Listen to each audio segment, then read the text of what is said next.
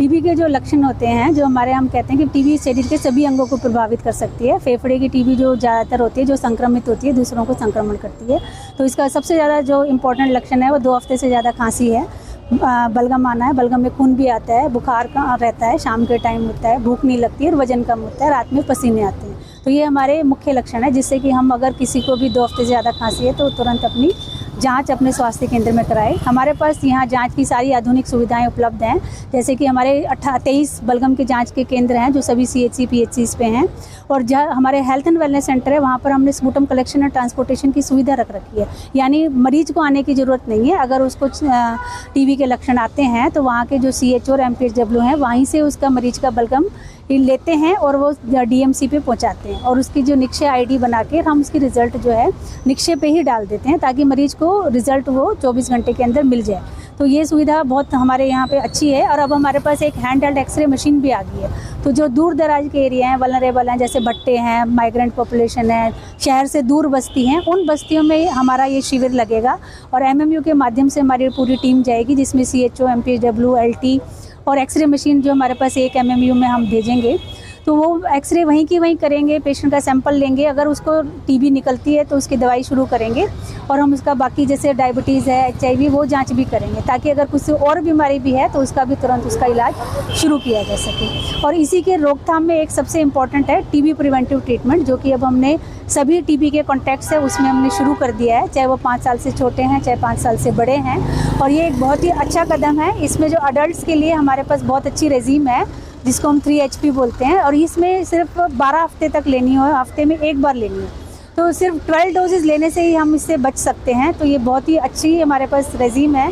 आपके माध्यम से मैं सभी जन जागरूक को करना चाहूँगी कि जो सुविधाएं हैं उनका पूरा फ़ायदा उठाएं, और टीबी से जो हमारा सपना है कि टीबी मुक्त भारत हो, उसके लिए हम अपना सहयोग। ये जो हमारे टीबी के उन्मूलन के लिए जो प्रधानमंत्री की दिशा निर्देश में कि 2025 तक हम टीबी उन्मूलन का भारत से मुक्ति दिलाएंगे, कोई भी हमारा पंचायत ग्राम का सहयोग हो, हर आदमी का इसमें सहयोग रहे। तो जो वनरेबल ग्रुप है, खास करके डायबिटीज़ पेशेंट है, जिसको पहले टीबी की हिस्ट्री है, जिसकी इम्यूनिटी कम है, तो उन लोगों को घर तक जांच करने के लिए 100 डेज की कैंपेन चलाई गई है। इस कैंपेन में हमारी जो 3 मेडिकल मोबाइल यूनिट है, ये 3 मेडिकल मोबाइल यूनिट हर गांव में जा कर के जो एसिम्प्टोमेटिक है, जिनको आने जाने में असुविधा हो रही थी, वहाँ जाकर सुविधा दे करके हमारे पास स्पूटम एग्जामिनेशन की सुविधा है।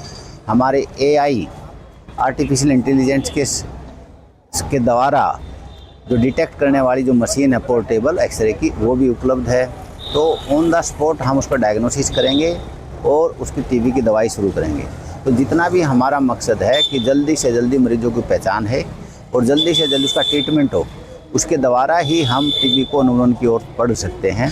तो इसमें सभी व्यक्ति का सहयोग के लिए हमने सबसे पहले सरकार के द्वारा एक अच्छी घोषणा की गई है। पहले जो 500 रुपये मिलते थे, 1 नवंबर से उनको 1000 रुपये एक न्यूट्रिशनल किट के सहयोग के लिए 6 महीने तक, जितने दिन तक वो इलाज कर लेता है तब तक वो हर महीने 1000 रुपये दिए जाएंगे।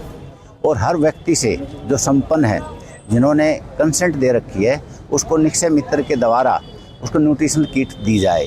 तो हमने आपके माध्यम से मैं प्रार्थना करूंगा कि जो ग्राम पंचायतें हैं वो अपने एरिया में जितने भी टीबी के मरीज हैं उनका निक्षय मित्र बने और न्यूट्रिशनल किट दिया जाए, और उसको मोटिवेट करें, बीच में दवाई ना छोड़े। पूरी दवाई लेंगे, सक्सेस होगी तो ही हम टीबी उन्मूलन का कार्य कर सकते हैं।